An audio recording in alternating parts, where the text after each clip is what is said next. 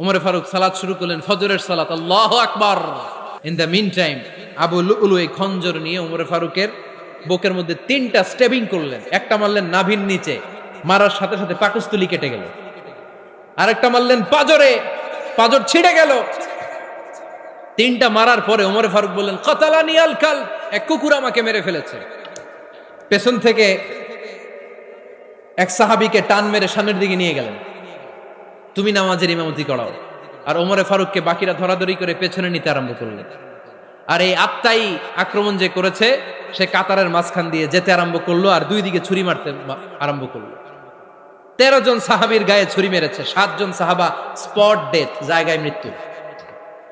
এই ভয়ঙ্কর অবস্থা দেখে এক সাহাবী বুরনুস, এক ধরনের জুব্বা আছে মাথাওয়ালা, অনেকে জ্যাকেট পরছেন না এরকম মাথাওয়ালা, লম্বা জুব্বা আছে আর ওপরে শীতে পড়ে মাথাওয়ালা, এই মাথাওয়ালা জুব্বা বের করে এক সাহাবী জালের মতো তার দিকে উড়ায় মারল। ওই বুরনুসের মধ্যে পেঁচিয়ে আবু লুলু মাটিতে পড়ে গেল আর সুইসাইড করে ফেলল, নিজের বুকে নিজে মেরে আত্মহত্যা। যেই সাহাবীকে ইমামতির জন্য দাঁড় করালেন, উনি ছোট্ট সূরা দিয়ে প্রথম রাকাতে সূরা আল কাউসার, দ্বিতীয় রাকাতে সূরাতুল ইখলাস দিয়ে নামাজ শেষ। উমরে ফারুক বেহুশ। উমরে ফারুক কি বেহুশ। সবাই কান্নাকাটি করতেছে, সবাই দেখতে গেলেন, এখন হুঁশ ফিরে না। মুখের মধ্যে, মুখ খুলে রাষ্ট্রের চিকিৎসক মুখের মধ্যে দুধ দিলেন, ওই নাভি দিয়ে দুধ বের হয়ে যায়, পাকস্থলী কেটে ওখান দিয়ে দুধ বের হয়ে যাচ্ছে।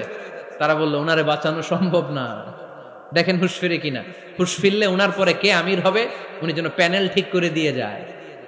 সবাই তাকিয়েছে ওমরে ফারুকের চোখের দিকে। আল্লাহর মেহেরবানিতে ঘন্টা খানিক পরে উনি চোখ খুললেন। চোখ খোলার পরেই বলেন নাই, ও মা আমি মরে যাই। চোখ খোলার পরে উনি বলেন নাই, কে মারলো আমারে। চোখ খোলার পরে উনি বলেন নাই, আমার পরে নেতা কে হবে। চোখ খোলার পরে সর্বপ্রথম কথাটি ছিল, আসল্লান নাস, আমার নেতৃত্বে যে ফজরের নামাজটা শুরু হয়েছিল এটাকে ঠিকমতো তোরা পড়েছিলি? আমার নেতৃত্বে যে ফজরের জামাত শুরু হয়েছিল সেটা ঠিকঠাক মতো সমাপ্ত হয়েছিল কিনা আগে বল। আসল্লান নাস, নামাজটা হয়েছে কিনা বল। সুবহানাল্লাহ বলতে পারলেন না? This is Umar, hour super hero. নেতা অনেকগুলো লাগে না, এরকম নেতা একটাই যথেষ্ট যে গোটা বিশ্বকে কাঁপায় দিতে পারে। চিল্লায় বলো ঠিক কিনা। বিশ্বনবী মক্কায় বসে বসে তাহাজ্জুদের সালাত পড়ে আল্লাহর কাছে দোয়া করলেন, আল্লাহুম্মা আইজ্জাল ইসলাম বিআহাব্বির রাজুলাইনি ইলাইক। ও আল্লাহ, 2 জন লোকের নাম বলবো, 2 জনের দরকার নেই, এই 2 জনের একজনকে আপনি ইসলামের সুশীতল ছায়া তলে এনে ইসলামকে বিজয় দান করে দেন। মুহূর্তের মধ্যে দোয়াটা কবুল করে নিয়েছে কে? বিশ্বনবী বললেন, আল্লাহ 2 জনের নাম বলবো আজকের দোয়ায়। আবি জাহাল ইবনে হিশাম, হয়তো হিশামের বেটা আবু জাহেলকে আপনি ইসলামের ভিতরে নিয়ে আসেন, কিংবা ওমর ইবনুল খাত্তাব, খাত্তাবের বেটা ওমরকে আপনি ইসলামের ছায়া তলে নিয়ে আসেন। ওমরে ফারুকের জন্য দোয়াটা কবুল করে নিয়েছে কে? মক্কার যে অবস্থা, আল্লাহর হাবিব সাল্লাল্লাহু আলাইহি ওয়াসাল্লাম বুঝলেন মক্কার এই 2 জনের একজন যদি আমার সাথে না থাকে তাহলে মক্কায় দাওয়াতি কাজ চালিয়ে যাওয়া যাবে। আল্লাহরে বললেন, আল্লাহ বেশি চাই না, এই 2 জনের একজন, হয় আবু জাহেল নয় ওমর, হয় আবু জাহেল নয় ওমর। বিশ্বনবী যখন দোয়া করলেন, এই দোয়ার একটা ইমানি ধাক্কা, নুরানি ধাক্কা সাইয়েদনা ওমরে ফারুকের হৃদয়কে স্পর্শ করে ফেলল। দোয়া ইজ লাইক এ মিসাইল। এই যে আমরা দোয়া করি, এটা মিসাইলের মতো। যুদ্ধে মিসাইল হামলা করে না? মিসাইল হামলা করার পরে এই মিসাইল লক্ষ্য বস্তুতে যে ভেদ করে, ঠিক কিনা? তেমনি দোয়ার মতো যদি আপনি দোয়া করতে পারেন, আপনি যেই জন্য দোয়া করেছেন ঠিক ওই জায়গায় যে আপনার দোয়া স্পর্শ করে। সুবহানাল্লাহ পড়বেন না? বিশ্বনবীর দোয়ার মাধ্যমে প্রথমে সাইয়েদনা ওমর ফারুকের হৃদয়ে এক ধাক্কা লাগলো। 2 নম্বরে রব্বুল আলামিন সূরাতুল হাক্কা দিয়ে ওমর ফারুকের হৃদয়ের মধ্যে দিলেন এক ধাক্কা। পড়েন আল্লাহু আকবার। কোরআনের ভেতরে সূরাতুল হাক্কা নামে একটা সূরা আছে না নাই? আল হাক্কাতু মাল হাক্কা ওয়া মা আদরাকা মাল হাক্কা। পড়েন আল্লাহু আকবার। বিশ্বনবী যখন দোয়া করলেন, ওই দোয়া যখন সৈয়দনা ওমরে ফারুকের হৃদয়ে স্পর্শ করলো, সৈয়দনা ওমরে ফারুক সব সময় বিশ্বনবীরে ফলো করতে আরম্ভ করলেন। বিশ্বনবী ডানে গেলে লুকিয়ে লুকিয়ে ওমর ফারুক ডানে যায়, বিশ্বনবী বায়ে গেলে লুকিয়ে লুকিয়ে ওমরে ফারুক বায়ে যায়। বিশ্বনবী একবার মসজিদুল হারামে যে নামাজ পড়তে শুরু করলেন, ওমরে ফারুক তখন বিশ্বনবীর পিছু পিছু ছদ্মবেশে পেছন থেকে যে বিশ্বনবী কিভাবে নামাজ পড়ে দেখতে শুরু করলেন। বিশ্বনবী ইন দা মিন টাইম এশার নামাজে আল হাক্কাতুমাল হাক্কা তেলাওয়াত শুরু করে দিলেন। আল হাক্কাতুমাল হাক্কা তেলাওয়াত শুরু করে দিলেন। তেলাওয়াত করতে করতে বিশ্বনবী যখন তেলাওয়াত করতেছে, ওমরে ফারুক এরকম দুলতেছে আর মজা পাচ্ছে। ওমিয়া বিশ্বনবীর কণ্ঠ বুঝি আমার মতো কণ্ঠ, আপনার মতো কণ্ঠ, আহমদ বিন ইউসুফের কণ্ঠ, আব্দুল বাসিতের কণ্ঠ না। বিশ্বনবীর গলায় যে কি সুরের ঝংকার আল্লাহ দিয়েছেন, কি সুরের লহরি আল্লাহ দিয়েছেন, একবার যে শুনতো পাগল হয়ে যেত। আল্লাহু আকবার। বিশ্বনবী সূরা হাক্কা মন্ত্রমুগ্ধ তেলাওয়াতে, মন্ত্রমুগ্ধ সুর দিয়ে, মন্ত্রমুগ্ধ কণ্ঠ দিয়ে তেলাওয়াত করতে লাগলেন। এশার সালাতে ওমরে ফারুক দুলতে লাগলেন। ওমরে ফারুক যত শুনেন অবাক হয়ে যায়, যত শুনেন অবাক হয়ে যায়, যতই শুনে অবাক। কিরে? কারণ তিনি আরবি ভাষা বুঝতেন। এত সুন্দর শব্দের গাঁথুনি, এত প্রাঞ্জল বর্ণনা, এত সুন্দর অন্তমিল, এটা কবিতা না হয়ে পারে না। উনি মনে মনে ভাবলেন এটা মনে হয় কবিতা। It might be poem, it could be poem. Muhammad মনে হয় কবি হয়ে গেছে, তার কাব্য প্রতিভা দিয়ে সে এটা বানিয়েছে। তা না হলে এত সুন্দর কথা, এটা কবিতা না হয়ে পারে। ইন দ্য মিন টাইম বিশ্বনবী কিন্তু দেখতেছে না যে পেছনে ওমর। বিশ্বনবী তেলাওয়াত করছিলেন। ইন দ্য মিন টাইম বিশ্বনবী পড়ছিলেন ওমা হুয়া বিকাউলি শাইরিন কলিলাম মা তুমিনুন। এই আয়াতের অর্থ হলো এটা কোনো কবির কথা নয়, খুব অল্প সংখ্যক লোকই তোমরা ঈমান আনো। সুবহানাল্লাহ পড়ে। এটাকে বলে কোইন্সিডেন্ট। কোইন্সিডেন্ট হুট করে অনেক সময় মিলে যায়, যায় কি যায় না। আপনি একজনের কথা ভাবতেছেন ভাবতেছেন, বাজারে গেলেন, বাজারে যেই দেখেন ওই লোকটা দাঁড়ায় আছে, এরকম হয় কি হয় না? কোইন্সিডেন্ট। ওমরে ফারুক মনে মনে যেটা ভাবতেছে ওই কথা দিয়ে বিশ্বনবী তেলাওয়াত করতেছে। আল্লাহু আকবার।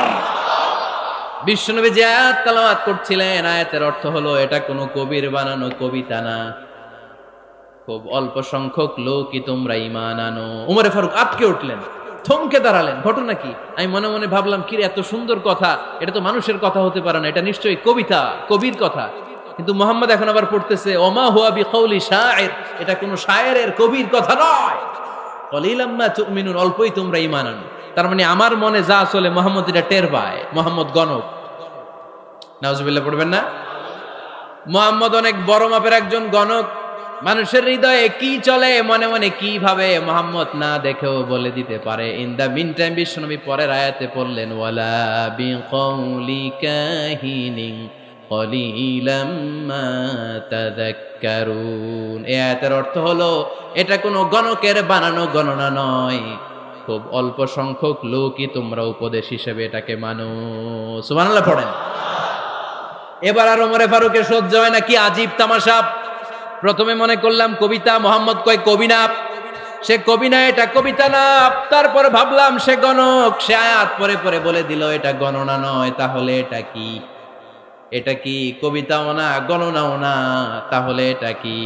বিশ্বনবী তখন বললেন তানজিলুম মির রাব্বিল আলামিন। সুবহানাল্লাহ পড়েন।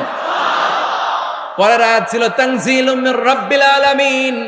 এটা দুনিয়ার কোনো কবির বানানো কবিতা না, এটা কোনো গণকের গণনা না, এটা কোনো সাহিত্যিকের বানানো সাহিত্য নয়, এটা মহাবিশ্বের পরিচালক রব্বুল আলামিনের কাছ থেকে পাঠানো কিতাব কোরআন। সূরা হাক্কার ধাক্কায় ওমরে ফারুক কাইত। প্রথমে ধাক্কাটা লাগলো যে দোয়া। বিশ্বনবী তাহাজ্জুদে কেঁদে দোয়া করলেন, আল্লাহ হয় আবু জাহেলরে দিবা নাইলে ওমররে দিবা। ওই দোয়া ওমরে ফারুকের হৃদয়ে ছোঁয়া লেগেছে। এরপরে হাক্কা, সূরাতুল হাক্কা দিয়ে দিলে এক ধাক্কা। এই ধাক্কা খেয়ে উথাল পাথাল হৃদয়ের মধ্যে, হায় রে এ কি বাণী, এ কেমন কথা, কে মুহাম্মদ? তারপরও শয়তানের ওয়াসওয়াসা আছে না নাই? আল্লাহ বলে যতই ওয়াসওয়াসা ওমরকে দেয়া হোক, আমি ওমরে ফারুককে এই মুসলিম উম্মাতের সেনাপতি বানিয়ে ছাড়বো, আমি সেনাপতি বানাবো। এবার 3 নাম্বার ডোজ। ডাক্তারের কাছে গেলে প্রথমে দেখবেন সিম্পল ডোজ দেয়, নরমাল ওষুধ, এটাতে কাজ না হইলে ডোজ বাড়ায়, একেবারে কাজ না হইলে অ্যান্টিবায়োটিক মারে, আছে না নাই? আল্লাহ প্রথমে দোয়ার ছোঁয়া লাগালেন, তারপর সূরা হাক্কা দিয়ে ধাক্কা মারলেন, এরপরে রব্বুল আলামিন বলেন এবার ৩ নাম্বার ডোজ সূরা তহা দিয়ে আমি তোমার হৃদয়টারে উজালা বানায় দেব রে ওমর। শয়তান ওদিক দিয়ে ওয়াসওয়াসা, খেলা দুই দিক থেকে চলতেছে। আল্লাহ তাআলা হেদায়েতের রাস্তায় টানছে, শয়তান জাহান্নামের দিকে টানছে। ঘোষণা দেয়া হলো মক্কায়, মুহাম্মদের মাথা কেটে এনে দিলে এত এত স্বর্ণ মুদ্রা দেয়া হবে।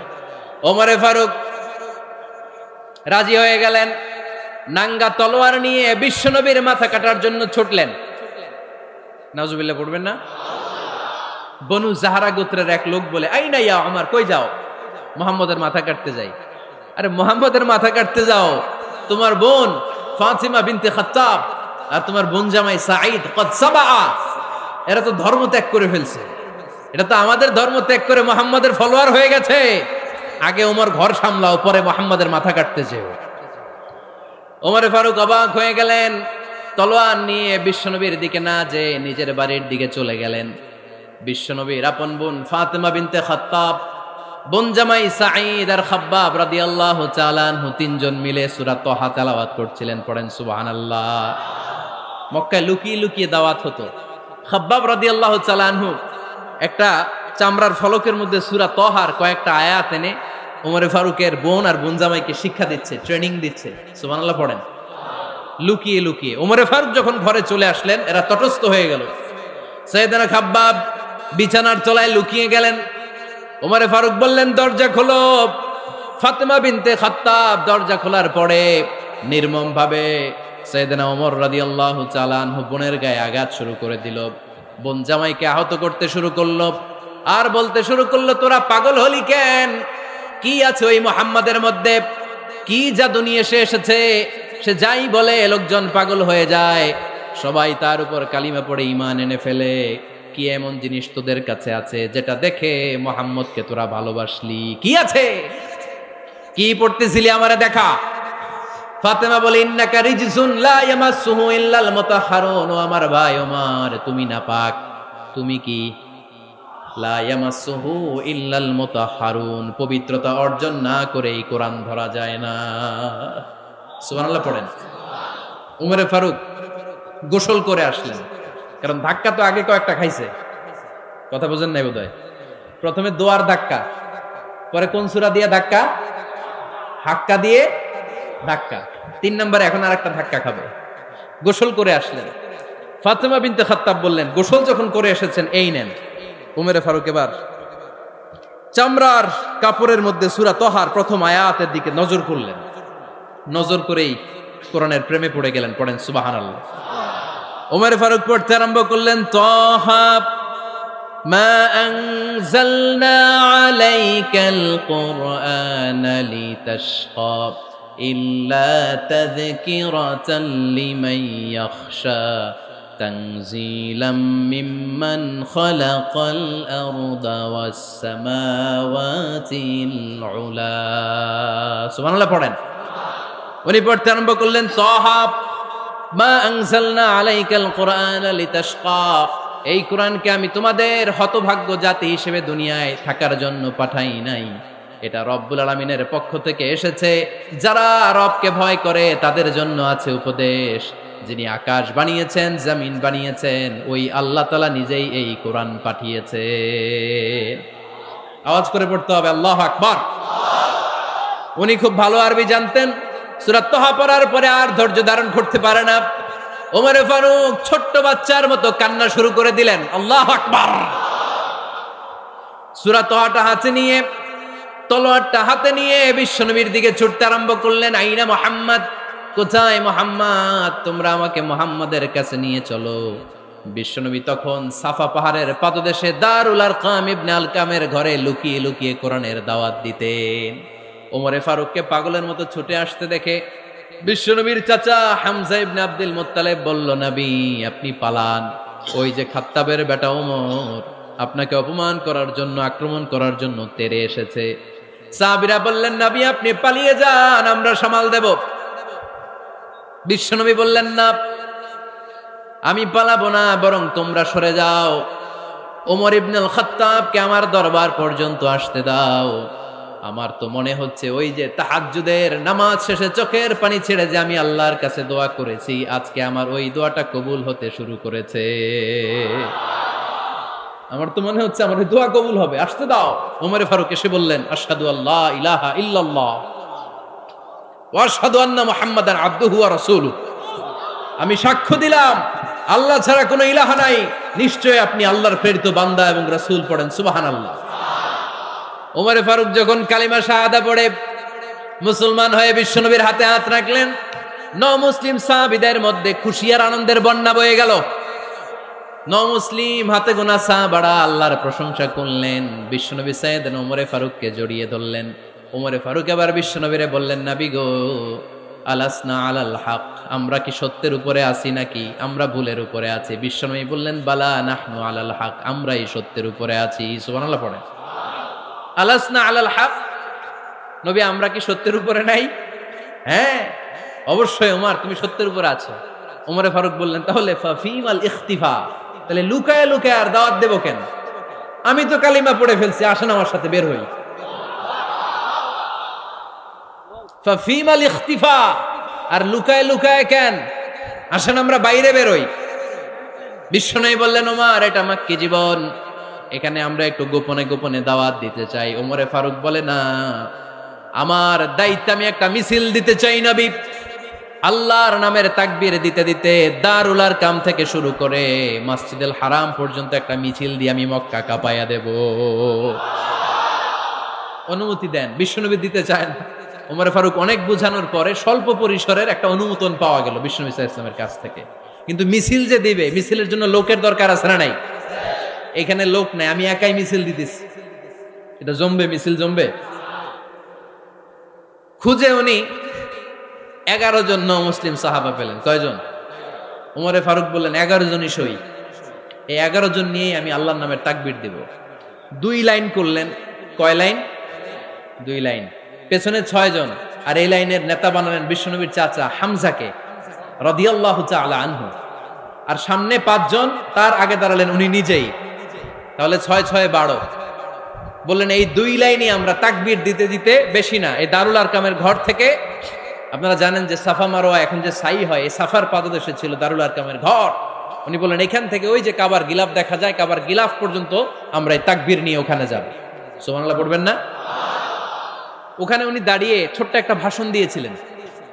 উনি বলেছিলেন, মান আরাদা আন তাসকুলা উম্মু ওয়া ইয়াতামা ওয়ালাদু ওয়া তারমিলা যাওজাতুহু ফালিয়াসুদ্দানি। খেয়াল করে শুনেন, কান দুইটা খরগোশের কানের মতো খাড়া করেন। উনি এক বাক্যের একটা ভাষণ দিলেন। ভাষণ দিতে জানলে বড় ভাষণ দেয়া লাগে না। এক বাক্যের ভাষণ দিয়ে গোটা বিশ্বকে ঝাঁকুনি মারা যায়। চিল্লায় বলো ঠিক কিনা? ওমর ফারুক এক বাক্যের একটা ছোট্ট ভাষণ দিলেন। মান আরাদা আন তাসকুলা উম্মু, কে আছো মায়ের এই মক্কায়, কে আছো মায়ের বুক খালি করতে চাও? ইয়াতামা ওয়ালাদু, কে আছো বাচ্চাগুলারে, নিজের সন্তানগুলোরে ইয়াতিম বানাতে চাও? কে আছো তারমিলা যাওজাতুহু, নিজের স্ত্রীকে বিধবা বানাতে চাও? ফালিয়া সুদ্দানি, বুকের পাটা থাকলে আমি ওমর রে থামাও। ফালিয়া সুদ্দানি, দেখি মক্কায় কার এত বড় বুকের পাটা। কে আছো মায়ের বুক খালি করতে চাও, সন্তান রে এতিম বানাতে চাও, স্ত্রীকে বিধবা বানাতে চাও? ফালিয়া সুদ্দানি, পারলে আমারে ঠেকাও। এই বলে উনি আল্লাহু আকবার, আল্লাহু আকবার, আল্লাহু আকবার বলে স্লোগান শুরু করে দিলেন। এক এক স্লোগানে মক্কার মরুজমিন থারথার করে কাঁপতে আরম্ভ করলো। এই মিছিল মক্কার কেউ দেয় নাই। মিছিলের আওয়াজ শুনে আবু জাহেল বাইরিস, উতবা বাইরিস, শাইবা, ওয়ালিদ ইবনে মুগিরা সব বের হয়েছে। কিরে, আমার এলাকায় এত বড় স্লোগান, কার এত সাহস? বের হয়ে দেখে মিছিলের সামনে ওমর। ওমর রে দেখে দিছে এক দৌড়। কারণ ওমরে ফারুককে থামানোর মতো বাপের বেটা মক্কায় দ্বিতীয়টা কেউ ছিল না। আওয়াজ করে বলেন ঠিক কিনা? ওমরে ফারুক আল্লাহু আকবার, আল্লাহু আকবার বলে স্লোগান দিতে দিতে মসজিদুল হারামের ভেতরে ঢুকে গেল। কাবার গিলাফ ধরার পরে সেদিন মিছিল থেমেছে। ওই আল্লাহর নামের স্লোগান সেদিন কেউ থামাতে পারে নাই, কিয়ামত পর্যন্ত কেউ থামাতে পারবে না। চিল্লায় বলো ঠিক কিনা? ওই রকম একটা ওমরের দরকার, আমাদের বেশি চাই না। জোরে বলেন ঠিক কিনা? দাও খোদা দাও আমায় আবার ওমর দারাজ দিল, দাও খোদা দাও আমায় আবার ওমর দারাজ দিল, দাও আলীর মতো বীর সেনানী, আলীর মতো বীর সেনানী জাগাতে নিখিল, দাও খোদা দাও আমায় আবার ওমর দারাজ দিল। সুবহানাল্লাহ পড়েন। একটা ওমর লাগবে, চিল্লায় বলেন কয়টা? ওই ওমরের অপেক্ষায় বাংলাদেশ সহ গোটা মুসলিম উম্মাহ, ঠিক কি না? একটা ওমরই যথেষ্ট। আমাদের সেন্ট্রাল লিডারশিপ নাই তো, আমাদেরকে এদিকে লাথি মারলে আমরা ওইদিকে যাই, ওদিক থেকে গুতা মারলে আমরা এদিকে যাই। আমাদের রিপ্রেজেন্টেটিভ, আমাদের প্রতিনিধিত্ব করার মতো কোনো কেন্দ্রীয় লিডারশিপ নেতৃবৃন্দ গোটা বিশ্বে নাই, ঠিক কি না? আমরা সেই ওমরে ফারুকের অপেক্ষায়, আমরা সেই ইমাম আল মাহাদির অপেক্ষায়। এই ওমরে ফারুক আমাদের মডেল, ঠিক কি না? থার্ড ইন পজিশন এই পুরা উম্মতের মধ্যে ওনার পজিশন নাম্বার 3। 1 নাম্বার পজিশন বিশ্বনবীর, কার? 2 নাম্বার পজিশন কার? আবু বকর। 3 নাম্বার পজিশন কার? ওমরে ফারুকের। বিশ্বনবী বলতেন লা নবিয়্যা বা'দি, লা নবিয়্যা বা'দি, আমার পরে কোনো নবী নাই। ওয়ালা রাসূলা, আমার পরে কোনো রাসূলও নাই। আমার নবীর পরে আর কোনো নবী আছে? আমার নবীর পরে আর কোনো রাসূল আছে? এই যে কাদিয়ানি যে একটা সম্প্রদায় আছে, এরা কি মুসলিম নাকি অমুসলিম? মুসলিম সম্প্রদায়ের সাথে এদের কোনো সম্পর্ক নাই, চিল্লায় বলেন ঠিক কি না? এরা যদি মুসলমান হতে চায়, আমার নবী দ্য লাস্ট মেসেঞ্জার বিশ্বনবীকে খাতামুন নবী হিসেবে সংবাদ সম্মেলন করে গোটা বিশ্বকে জানায় দিতে হবে, তারপরে তাদেরকে আমরা মুসলিম হিসেবে স্বীকৃতি দিব, চিল্লায় বলেন ঠিক কি না? তা না হলে তারা কোন ধর্মের এটাকে জানায় দিতে হবে। No inferiority complex, no identity crisis. Identity ক্রাইসিসে থাকা যাবে না। আপনারা কোন ধর্মের এটা জানায় দেন। আপনারা বিশ্বনবীরও শেষ নবী মানবেন না, আবার মুসলিম বলেও নিজেদেরকে ট্যাগ লাগাতে চাইবেন। সাধারণ মুসলমানরা এটা এই ধোঁকাবাজি মানে না, চিল্লায় বলেন ঠিক কি না? আমার নবীর পরে কোনো নবী নাই, আমার রাসূলের পরে কোনো রাসূল নাই, ঠিক কি না? আল্লাহর হাবিব বলতেন লাউ কানা বা'দি নাবিয়্যুন লাকানা উমর, তবে আমার পরে যদি নবী হওয়ার যোগ্যতা কারো থাকে, আমার ওমরের ওই যোগ্যতা আছে। সুবহানাল্লাহ পড়েন। প্রভু তুমি বলেছ রাসূল দেবে না, বলনি দেবে না ওমর, বলনি দেবে না হামজা তারি, খালিদ বিজয় সম, তুমি বলেছ রাসূল দেবে না। সুবহানাল্লাহ পড়েন। এজন্য আমরা একটা ওমর চাই। কয়টা? বেশি লাগবে? নেতার মতো নেতা কয়টা লাগে? জোরে বলেন কয়টা? Enough, that's enough. ওমরে ফারুক আওয়ার সুপার হিরো। ওনার সাথে বিশ্বনবী সাল্লাল্লাহু আলাইহি ওয়াসাল্লামের মুসাহারার সম্পর্ক ছিল। ওমরে ফারুক যে বিশ্বনবীর শ্বশুর, এটা অনেকে জানেই না। ওমরে ফারুক রাদিয়াল্লাহু তাআলা আনহু বিশ্বনবীর শ্বশুর ছিলেন। এটা আজকে নতুন শুনছেন, কে কে হাত তোলেন? দেখছেন হুজুর? সঠিক বলছি না আমি? অনেকে আমরা জানি না। মাশাআল্লাহ, জানতে লজ্জা নাই, শিখতে লজ্জা নাই। লজ্জা হচ্ছে অজ্ঞতায় আর মূর্খতায়, ঠিক কি না? আমরা শিখতে রাজি আছি। যে কথা বলে আমরা তার ছাত্র। আমার আগে হুজুর কথা বলতেছিলেন, আমরা ছিলাম ছাত্র। এখন আমি কথা বলতেছি, এখন আমরা সবাই হয়ে গেছি ছাত্র, ঠিক কি না? যিনি বলেন তিনি শিক্ষক, বাকিরা আমরা ছাত্র, ঠিক কি না? 4 খলিফার 2 খলিফা, ইসলামের 4 খলিফার 2 খলিফা বিশ্বনবীর মেয়ের জামাই, আর বাকি 2 খলিফা বিশ্বনবীর শ্বশুর। সুবহানাল্লাহ পড়েন। সাইয়েদনা আলী রাদিয়াল্লাহু তাআলা আনহু, সাইয়েদনা উসমান যুন-নূরাইন বিশ্বনবীর মেয়ের জামাই। উসমান রাদিয়াল্লাহু তাআলা আনহুর কাছে বিশ্বনবী 2 মেয়েকে বিয়ে দিয়েছিলেন। একজন মারা যাওয়ার পরে আরেকজন। বিশ্বনবী বলেছেন এরপরে আরেকটা থাকলে ওইটারও বিয়ে দিতাম। সুবহানাল্লাহ পড়বেন না? 2 জন ছিল মেয়ের জামাই আর 2 জন ছিল শ্বশুর। সাইয়েদনা আবু বকর শ্বশুর, বিশ্বনবীর স্ত্রী আম্মাজান আয়েশা রাদিয়াল্লাহু তাআলা আনহার বাবা। বিশ্বনবীর স্ত্রী আম্মাজান হাফসা রাদিয়াল্লাহু তাআলা আনহার বাবা ছিল সাইয়েদনা ওমর ফারুক। চিল্লায় পড়েন আল্লাহু আকবার। জানো তো পজিশন না?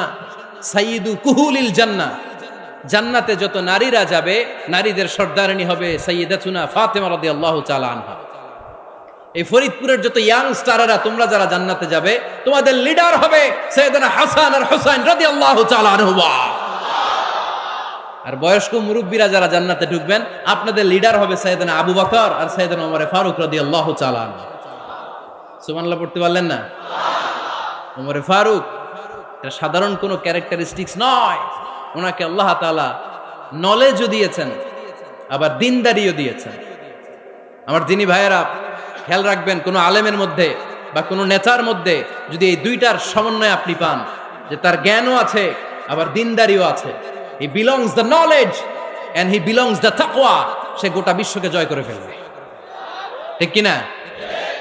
যার মধ্যে জ্ঞান আছে, যার মধ্যে তাকওয়া আছে, তারে কেউ থামায় রাখতে পারে? ওমরে ফারুককে এই দুই নেয়ামত দিয়ে ধন্য করেছে কে? সহিহ বুখারীর বর্ণনা, বিশ্বনবী সাহাবীদের সামনে একটা স্বপ্নের কথা বলছেন। বিশ্বনবী বললেন, আমি স্বপ্নে দেখলাম আমার আঙ্গুলের ফাঁকা থেকে দুধ বের হচ্ছে, আমি তৃপ্তি সহকারে দুধ খেলাম। খাওয়ার পরে দেখলাম আঙ্গুলের মধ্যে একটু দুধ লেগে আছে। আমার আঙ্গুলে অতিরিক্ত লেগে থাকা দুধটা আমি ওমরে ফারুকের মুখের মধ্যে লাগিয়ে দিলাম। সাহাবারা বললেন, ইয়া রাসূলুল্লাহ, ইয়া হাবিবাল্লাহ, মাযা আওয়ালতা বিহি, এই স্বপ্নের আপনি কি ব্যাখ্যা করলেন, আমরা তো বুঝলাম না। বিশ্বনবী বললেন, আওয়ালতু বিহি আল ইলম, আমি এই দুধ দিয়ে জ্ঞানের ব্যাখ্যা করেছি, কারণ ওমরকে আল্লাহ যেই জ্ঞান দিয়েছে গোটা বিশ্বের কাউকে এত জ্ঞান দেয় না। এজন্য স্বপ্নে যদি কেউ দেখেন যে আপনি দুধ খাচ্ছেন, তার মানে আল্লাহ তাআলা আপনার জ্ঞান বাড়ায় দিবে।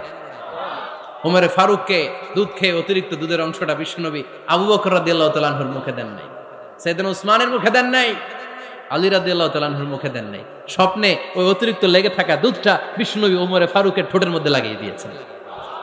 এই হাদিস থেকে প্রমাণ হয় আল্লাহ তাআলা জ্ঞানের নেয়ামতে সাইয়েদনা ওমরে ফারুককে ধন্য করেছেন। আবার বুখারীর বর্ণনা, বিশ্বনবী সাল্লাল্লাহু আলাইহি ওয়াসাল্লাম আরেকটা স্বপ্নের বর্ণনা দিচ্ছেন।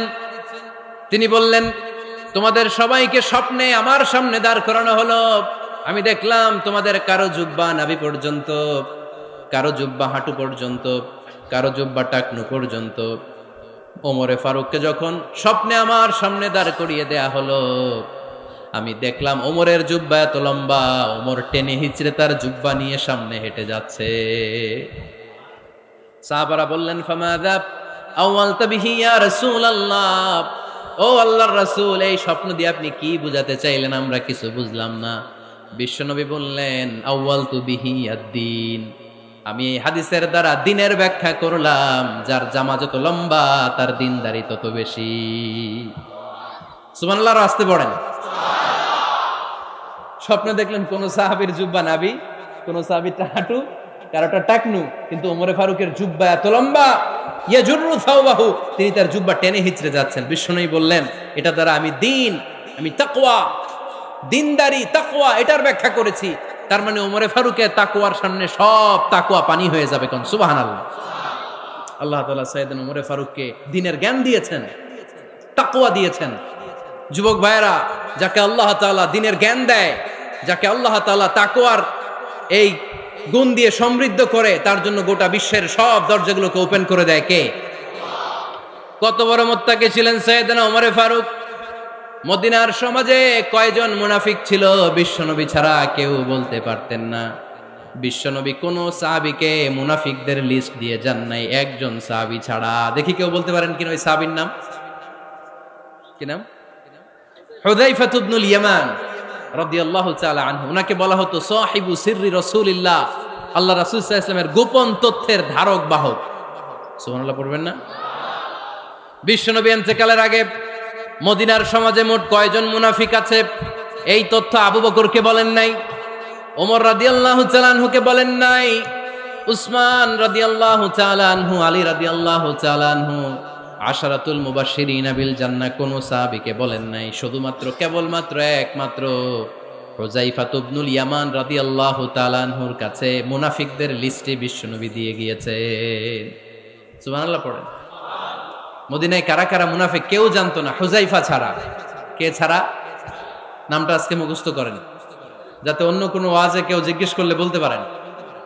মুনাফিকদের লিস্ট যে সাহাবীর কাছে বিশ্বনবী দিয়ে গিয়েছিলেন, সাহাবীর নাম কি? নাম? নামটা কেমন লাগে? ভাল লাগে? অনেকে আমারে জিজ্ঞেস করে, হুজুর আমার ছেলে হবে আগামী মাসে, একটা নাম দেন। নাম দিয়ে দিলাম হুযায়ফা। যাদের হবে ছেলে, এলাকায় যাদের নেক্সট কয়েক মাসে ছেলে হবে, খালি হুযায়ফা চলবে। কি চলবে? ভাল লাগে নামটা? ভাল লাগে, রাইখেন, অনেক সুন্দর নাম। উনি জানতেন মুনাফিক কারা। দেখেন ওমরে ফারুকের তাকওয়ার লেভেলটা কত হাই। ওমরে ফারুক একদিন হুযায়ফা রাদিয়াল্লাহু তাআলা আনহুর কাছে গেলেন, যে বললেন, হুযায়ফা, বিশ্বনবী ইন্তেকালের আগে মুনাফিকদের নামের লিস্টটা কারো কাছে দেয় নাই, আমার জানা নাই, সাইয়েদনা আবু বকরের জানা নাই, কোন সাহাবীর জানা নাই, তুমি ছাড়া।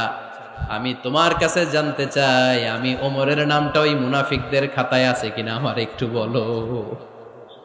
আমার ওমরের নামটা ওই মুনাফিকদের লিস্টিতে একটু আছে কিনা, নামটা একটু বলো। যদি থাকে আমি ভালো হয়ে যাব, আমি নেফাকি দূর করে পাক্কা মুমিন হতে চাই।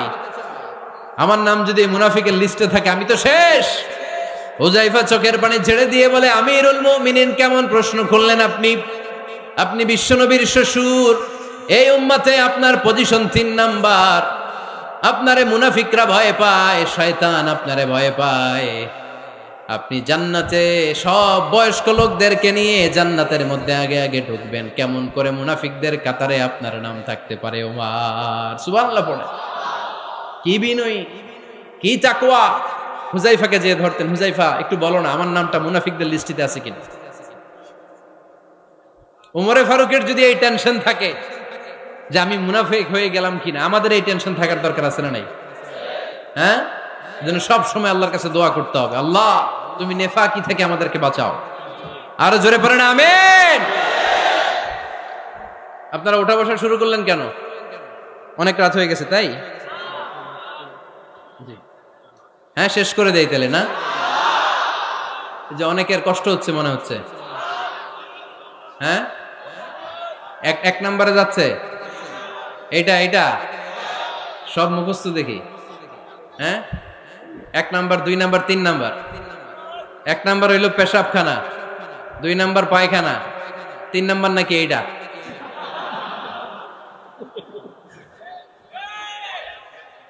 আছে না নাই? না। সিগারেট কোন মুসলমান খেতে পারে? সিগারেট হয় টোবাকো প্ল্যান্টস থেকে, তামাক পাতা। ফরিদপুরে চাষ হয় নাকি?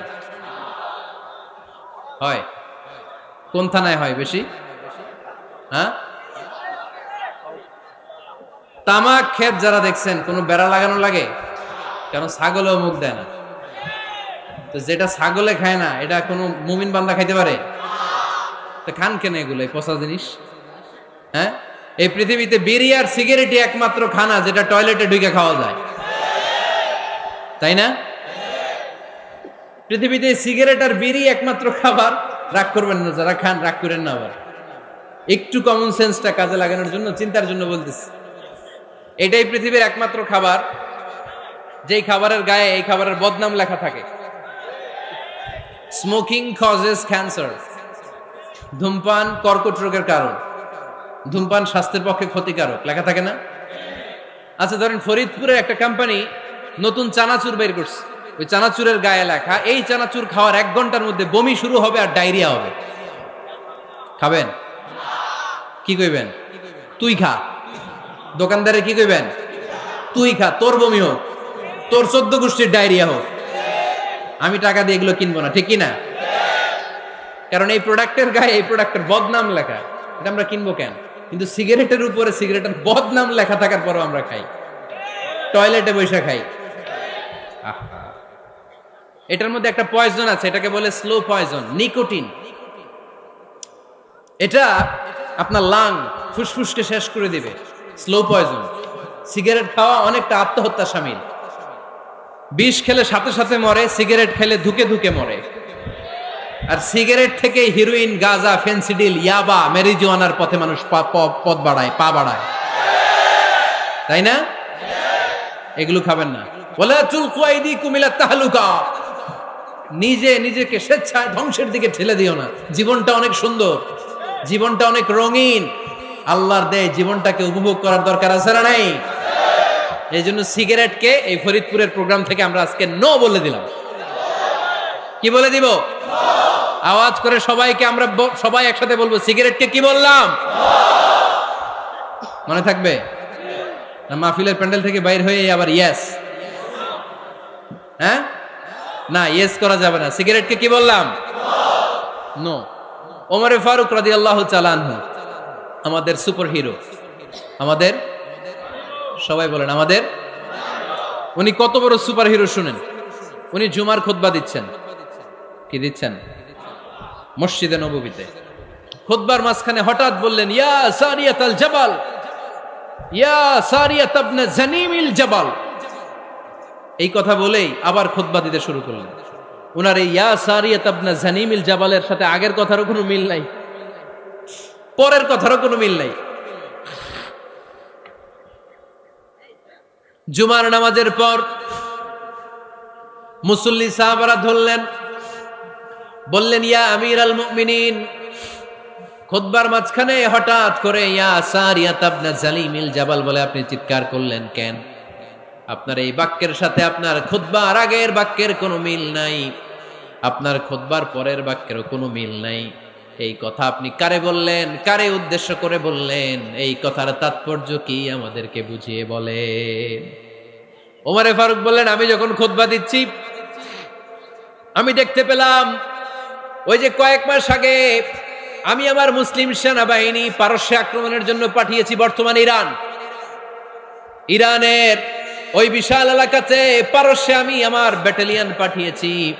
আমি হঠাৎ করে দেখতে পেলাম আমার মুসলিম বাহিনীর সেনাপতি যুদ্ধের এক পর্যায়ে তার ডানে আছে উপত্যকা, বায়ে আছে পাহাড়, সে পাহাড়ি রাস্তা ছেড়ে দিয়ে উপত্যকার দিকে যেতে শুরু করেছে। আমি দেখতে পেলাম আমার মুসলিম বাহিনী যদি উপত্যকার দিকে ছুটে বেড়ায়, কাফির মুশরিকরা আমার মুসলিম বাহিনীকে কচুকাটা করে ফেলবে। তাই আমি এখান থেকে তাদেরকে কমান্ড দিয়ে বলেছি, ইয়া সারিয়াতাল জাবাল, উপত্যকার দিকে নয় পাহাড়ের দিকে যাও, তাহলেই তোমাদের বিজয় নিশ্চিত হয়ে যাবে। উপত্যকার দিকে যেও না, ইলাল জাবাল, ইলা সারিয়াতিল জাবাল, পাহাড়ের দিকে ছোট। সাহাবারা অবাক, ঘটনা কি? উনি বসে আছেন মদিনায় মসজিদে নববীর মিম্বারে দাঁড়িয়ে, উনি যদি ইয়া সারিয়াতাল জাবাল বলে, এটা কি ইরানে যাবে নাকি?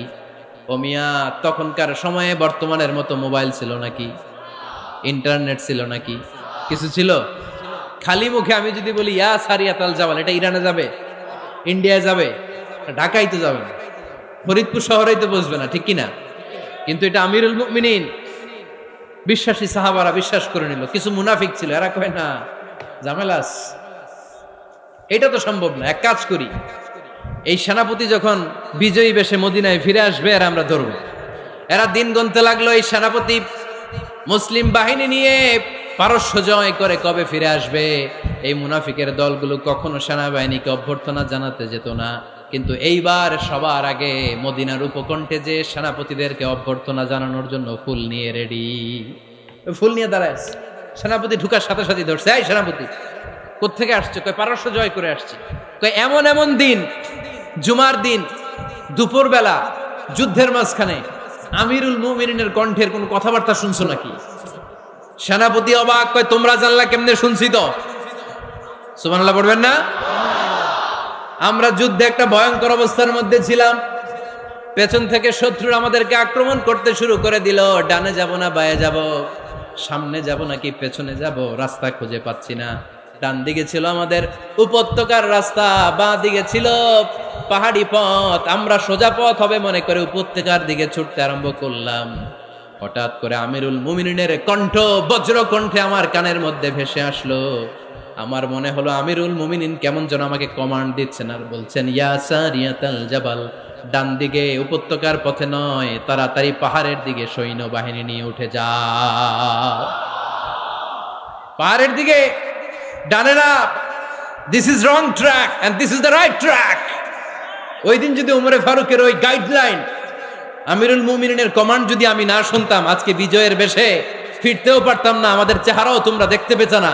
উমরে ফারুকের ওই কমান্ড, ওই গাইডলাইন অদৃশ্য থেকে শোনার কারণে এই পারস্যের মধ্যে আমাদেরকে সেই যুদ্ধে বিজয় দান করেছে কে?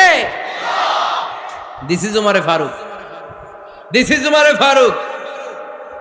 বিশ্বনবী বলতেন, ওমর, মা লাকিয়াকা শাইতানু সালিকান ফাজ্জান ইল্লা সালাকা ফাজ্জান গায়রা ফাজ্জিক। ওমর, শয়তান ইবলিস যদি তোমার কোনো রাস্তা দিয়ে হাঁটতে দেখে, শয়তান ওই রাস্তা রেখে দিয়ে অন্য রাস্তা দিয়ে হাঁটে। সুবহানাল্লাহ বাড়িতে যায় বললেন। কে বলতেছে? বিশ্বনবী। কার ব্যাপারে? ওমরে ফারুকের ব্যাপারে। শয়তান যদি দেখে যে ওমরে ফারুক এই রাস্তা দিয়ে হাঁটতেছে, শয়তান ওই রাস্তা রেখে দিয়ে অন্য রাস্তা দিয়ে হাঁটে। সুবহানাল্লাহ পড়েন। রাত্রিবেলা আমরা আমাদের বাচ্চা ছেলে মেয়েদেরকে যখন খাওয়াই, বাচ্চারা খেতে চায় না, এরকম হয় আপনাদের ফরিদপুর এলাকায়? হ্যাঁ, এই এলাকায় হয় নাকি? খেতে চায় না বাচ্চারা, এই চকলেট দেখায়া, এই মিনা কার্টুন দেখায়া, এইটা সেইটা এগুলো সেগুলো বলে, গল্প টল্প বলে ভুলাইয়া খাওয়ানো লাগে, তাই না? তারপরও খায় না। আমারও ছোট মেয়ে আছে, খেতে চায় না, এইটা সেইটা এমনি সেমনি খাওয়ানো লাগে।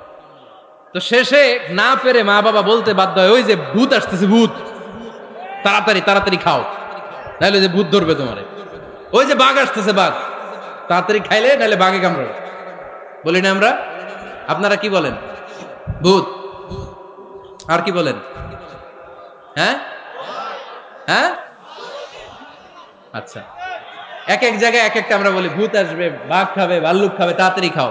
মদিনাতে যখন ওমরে ফারুক আমিরুল মুমিনিন, মদিনার মায়েরাও বাচ্চাদেরকে খাওয়াতে পারতো না, ছোট্ট মেয়েদেরকে খাওয়াতে পারতো না, খাওয়া নিয়ে যন্ত্রণা করতো। বাচ্চারা যখন মদিনায় খেতে চাইতো না রাত্রিবেলায়, মদিনার মায়েরা বলতো তাড়াতাড়ি খাও, হা হুয়া ইয়াতি উমর, হা হুয়া ইয়াতি উমর, তাড়াতাড়ি খা, নাইলে ওই যে ওমর আসতেছে, Omar. This is our superhero সাইয়েদনা উমর ফারুক রাদিয়াল্লাহু তাআলা। শুধু শয়তানি ভয় পেত না, মুনাফিকরাও ভয় পাইত, জমের মতো ভয়। শুধু তাই না, আমাদের আম্মাজান বিষ্ণু ইসা ইসলামের স্ত্রীরাও ওমর ফারুককে ভয় পেতেন। সুবহানাল্লাহ কইবেন না? মাঝে মাঝে বিষ্ণু ইসা ইসলামের সাথে আম্মাজান আয়েশার ঝগড়া হতো, হতো না? আপনাদের ফ্যামিলিতে ঝগড়া হয়? হয় না? হয় না? কার কার দেখি? ওরে আল্লাহ, অনেক আল্লাহর ওলি আছে তো এই জায়গায়। ঝগড়া হয় না? কি কথা কয়, ঝগড়া হয় না বলে? বিশ্বনবীর ফ্যামিলিতে ঝগড়া হয়, আপনার ফ্যামিলিতে হয় না? মিষ্টি ঝগড়া। আর ও বিয়েই করে নাই।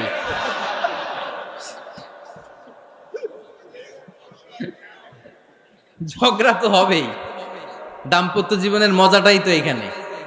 কখনো ঝগড়া, কখনো আনন্দ, একটু বৃষ্টি, একটু রোদ, একটু হাসি, একটু কান্না, ভালো লাগা ভালোবাসা শেয়ার করে নেয়া, মিলেমিশে একাকার হয়ে যাওয়া, ঠিক কিনা? তো আল্লাহর হাবিব সাল্লাল্লাহু আলাইহি ইসলামের সাথে আম্মাজান আয়েশার ঝগড়া হতো।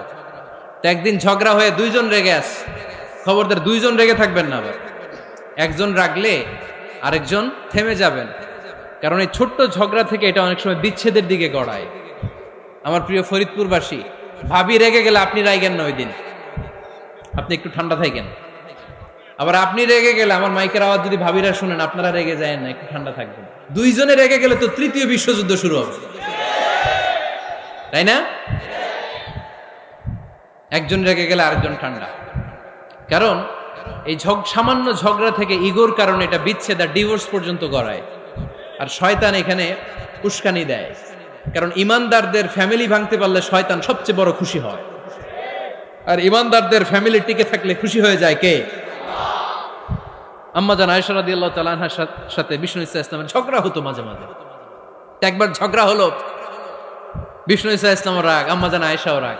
বিষ্ণুই বললেন, আয়েশা, ঝগড়া করে আর কতক্ষণ থাকবো, আসো মিটমাট করি। আয়েশা রাদিয়াল্লাহু বললেন, ঠিক আছে, মিটমাট করবো। তো বিষ্ণু ইসা ইসলাম বললেন, মিটমাটের জন্য কারে ডাকবো? ওমর রে ডাকি। কয় না, ওমর রে না, ওমর গালিজ, ওমর অনেক রাগে, আমার ডর লাগে। কয় তাহলে তোমার আব্বারে ডাকি। কয় ডাকেন। কি খুশি! মেয়েদের মধ্যে অভ্যাসটা আছে না নাই? তাহলে তোমার আব্বারে ডাকি, ডাকেন। ডেকে নিয়ে আসা হলো। আবু বকর রাদিয়াল্লাহু তাআলা আনহু দাঁড়ালেন, আম্মাজান আয়েশা দাঁড়ালেন, বিশ্বনবীও দাঁড়ালেন। বিশ্বনবী বললেন, আয়েশা, তোমার আব্বা আসছে, এবার ঘটনা খুলে বলার পালা, তুমি বলবা নাকি আমি বলবো? আম্মাজান আয়েশা বললেন, আপনি বলেন, তবে ওয়ালা তাকুল ইল্লা হাক্কান, যেটা ঘটছে ওইটাই বললেন, মিথ্যা কথা কইেন না। আবু বকর রাদিয়াল্লাহু তাআলা আনহু রেগে মেগে আগুন। কি এই কথা তুমি কেমন করে বলো? বিশ্বনবীকে মিথ্যা কথা কখনো বলবে? রেগে মেগে দিলেন মেয়ের গালে এক চড়। বানিয়ে বলতেছি না, মুসনাদ আহমদ ইবনে হাম্বলের হাদিস। বাবার হাতের থাপ্পড় খেয়ে আম্মাজান আয়েশা উল্টে পড়লেন। সাইয়েদনা আবু বকর রাগে গড়গড় করছেন, আবার মারার জন্য তেড়ে গেলেন।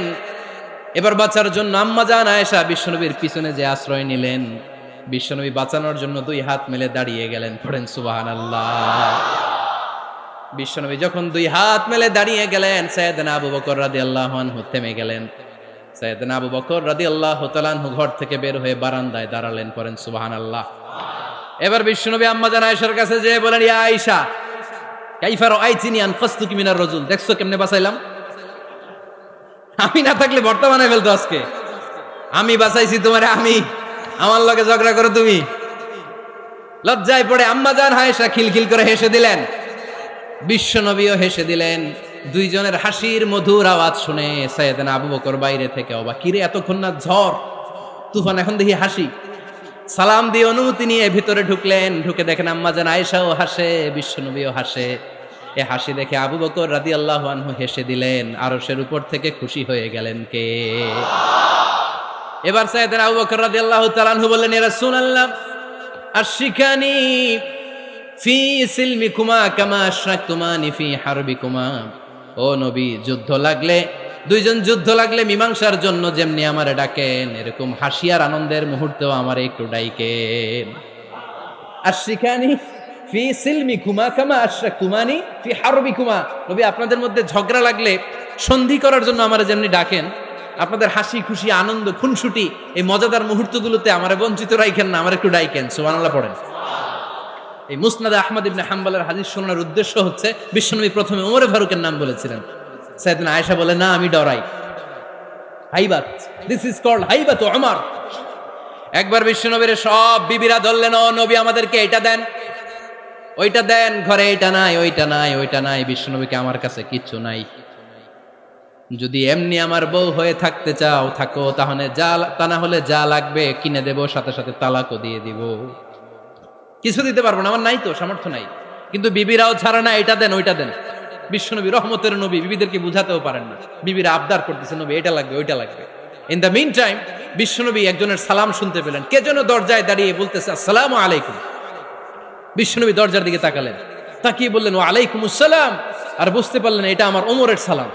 সালাম দেওয়ার পরে বিবিদের দিকে তাকায় দেখে একজন বিবিও নাই, সব অন্দরমহলের ভিতরে দৌড়। সুবহানাল্লাহ পড়তে পারলেন না? This is our super hero Omar. এরকম ওমর একটা লাগবে, চিল্লায় বলেন কয়টা? একটা ওমর গোটা বিশ্বকে সোজা করে দিবে। একটা ওমর সবল আর দুর্বলের সব পার্থক্য দূর করে দিবে। মাজলুমের উপর জালিমের অত্যাচারের অবসান ঘটায় দিবে। গোটা বিশ্বটাকে সাম্য, মৈত্রী, ভালোবাসার ইনসাফ দিয়ে পরিপূর্ণ করে দিবে। সেই উমরের অপেক্ষায় আমরা। নিজের ছেলেকে 80টা বেত মেরেছেন। কয়টা? 80টা বেত মেরেছে। এই ব্যাপারে অনেকগুলো বর্ণনা পাওয়া যায়। সবচেয়ে সহি বর্ণনা হচ্ছে মুয়াত্তা ইমাম মালিকের বর্ণনা। ওমরে ফারুক রাদিয়াল্লাহু তাআলা আনহুর ছেলে আব্দুর রহমান মারুফুন বিআবি শাহমা ছিলেন মিশরে। ওখানে নাবিজ খেয়েছিলেন। নাবিজ হচ্ছে আরব দেশের লোকেরা দুধের মধ্যে শক্ত খুরমা রাত্রেবেলা ঢেলে দিত। ঢেলে দিলে সারা রাত ওই খুরমার রসটা দুধের সাথে মিশে দুধটা লাল হয়ে যেত। এটারে সকালবেলা খেত, খুব সুস্বাদু, এটাকে বলে নাবিজ। কিন্তু এটা রাতে ভিজাইলে সকালেই খাইতে হয়, রেখে দিলে আবার একটু সমস্যা হয়। এটা অনেকটা তারির মতো হয়ে যায়, মাতলামি চলে আসে। তো ওমরে ফারুকের ছেলে নাবিজ খেয়েছেন, মদ খাননি, নাবিজ। কিন্তু নাবিজ খাওয়াতে সাকরান চলে এসেছে। সাকরান চলে আসাতে এটা যখন প্রমাণিত হয়েছে, আমর ইবনুল আস রাদিয়াল্লাহু তাআলা আনহু নাকি 80 বেত মেরেছেন মিশরে। কয় বেত? নিয়ম হচ্ছে সবার সামনে, কিন্তু সবার সামনে না মেরে একটু গোপনে মেরেছে। এই তথ্য যখন ওমরে ফারুকের কাছে এসেছে, উনি বললেন, না, মারতে হবে সবার সামনে, আলাদা মারলা কেন? ও মদিনায় ফিরে আসলে আমি আবার 80টা মারব। মদিনায় ফিরে আসার পরে সাইয়েদনা ওমরে ফারুক ওই আগের 80টারে আর ধরেন নাই, নিজ হাতে আবার 80টা বেত মেরেছেন। এই বেত মারার 1 মাস পরে এই আবু শাহমা ইন্তেকাল করেছে। অনেক ঐতিহাসিক বলে এই বেতের আঘাতে মরেছে, কেউ কেউ বলেছে নিজের রোগের কারণে মরেছে। কিন্তু দিস ইজ দ্য ইনসাফ সিস্টেম অফ ওমর। নিজের ছেলে বলে ছেড়ে দেয় নাই। এখন নিজের ছেলে হইলে 7 খুন মাফ, নেতার ছেলে হইলে 10 খুন মাফ, এলাকার মোড়লের ছেলে হইলে 10 খুন মাফ। নো পার্সিয়ালিটি ইন ইসলাম। ইসলামে পার্সিয়ালিটি নাই। আপনি নেতার ছেলে হন, আপনি বিজনেস ম্যাগনেটের ছেলে হন, আপনি যেই হন না কেন, ইসলামের দৃষ্টিতে সবাই সমান। চিল্লায় বলেন ঠিক কি না? বানু মখজুমিয়া গোত্রের এক নারী চুরিতে ধরা পড়ল। সাহাবারা বললেন, নবী, মদিনার সবচেয়ে ভ্যারি প্রেস্টিজিয়াস এন্ড ডিগনিফাইড ফ্যামিলির মেয়ে, আপনি হাত কাইটেন না, কারণ ইসলামের নিয়ম চুরি করলে কি কেটে দাও। বিশ্বনবী বললেন, বলো কি, হাত না কাটার জন্য তোমরা আমাকে রেকমেন্ড করছো? এটা আল্লাহর আইন, পৃথিবীর কেউ রেকমেন্ড করলো শোনার ক্ষমতা আমার নাই, কারণ আইনটা দিয়েছে কে? লাউ কানাত ফাতিমাতু বিনতি মুহাম্মাদিন সারাকাত লাকাতা মুহাম্মাদুন ইয়াদাহা। আরে বনু মাকসুমিয়া মেয়ে তো দূরের কথা, আমার কলিজার টুকরা ফাতেমাও যদি আজ চুরিতে ধরা পড়তো, তার হাত কেটে দিতে আমি 1 মিনিটও দেরি করতাম না। দিস ইজ ইসলাম। এই হচ্ছে ওমরে ফারুকের মানাকিব। এরকম ওমরে ফারুক কয়টা লাগবে? আওয়াজ করে বলতে হবে, কয়টা লাগবে? একটা লাগবে। এই সাইয়েদনা ওমরে ফারুক মদিনার প্রথম চিফ জাস্টিস ছিলেন। সর্বপ্রথম ওনার পরামর্শে সাইয়েদনা আবু বকর রাদিয়াল্লাহু তাআলা আনহু কোরআনকে সংকলন করেছেন। আমরা এই যে কোরআন পড়ি 30 পারা, এমদাদিয়া লাইব্রেরির 114টা সূরা, কত সুন্দর সন্নিবেশ করা হয়েছে, এখানে সাজানো হয়েছে। আল্লাহর হাবিব সাল্লাল্লাহু আলাইহি ওয়াসাল্লামের সময় কি এরকম কোরআন ছিল নাকি? ছিল না। খেজুর পাতার মধ্যে, গাছের বাকলের মধ্যে, ওটের বড় হাড্ডির মধ্যে আর পাথরের মধ্যে খোদাই করা কোরআন ছিল। সাইয়েদনা আবু বকরের সময় রাদিয়াল্লাহু তাআলা আনহুর সময় যুদ্ধ হলো, 70 জন হাফেজ সাহাবী ইন্তেকাল করলেন। সাইয়েদনা আবু বকর রাদিয়াল্লাহু তাআলা আনহুকে ডেকে ওমরে ফারুক বললেন, ও আবু বকর, এইভাবে হাফেজে কোরআন সাহাবীরা যদি দুনিয়া থেকে বিদায় হয়ে যায়, আল্লাহর কোরআনও তো বিদায় হয়ে যাবে। আমার পরামর্শ হলো, আপনি সব বয়োজ্যেষ্ঠ সাহাবীদেরকে একসাথে করে কোরআনের সব কাগজগুলোকে একসাথে করে একটা নির্ধারিত কপির মধ্যে কোরআনকে সংকলন করে ফেলেন। সাইয়েদনা আবু বকর বললেন, যেটা আমার নবী করে না, এটা আমি কেমনে করি?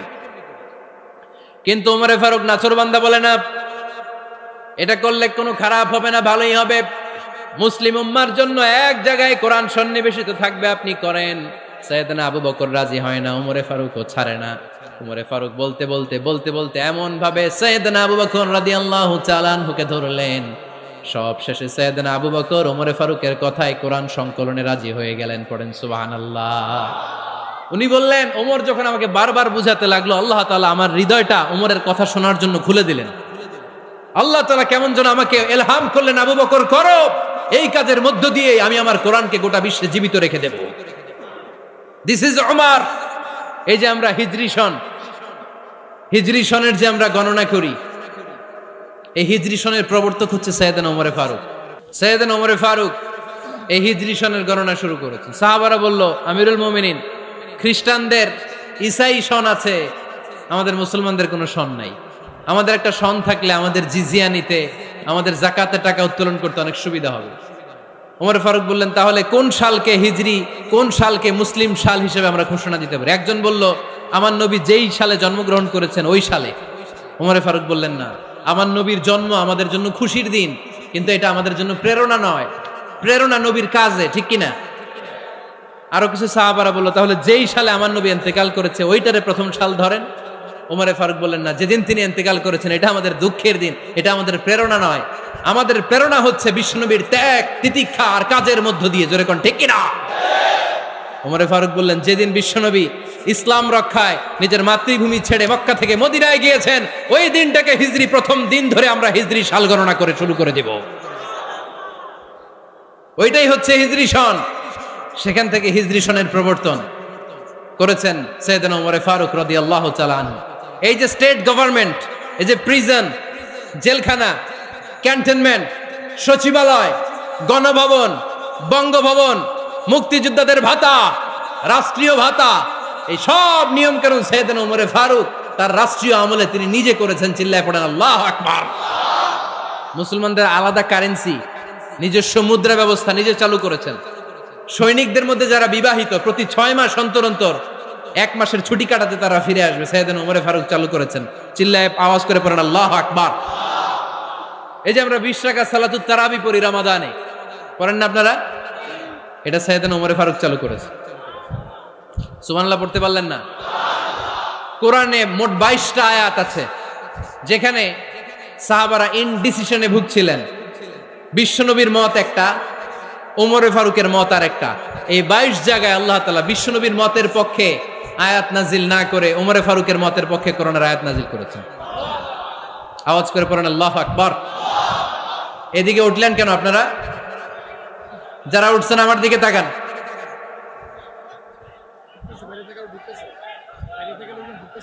কিছু ভিতরে ঢুকতেছে, কিছু বাইরেতেছে না?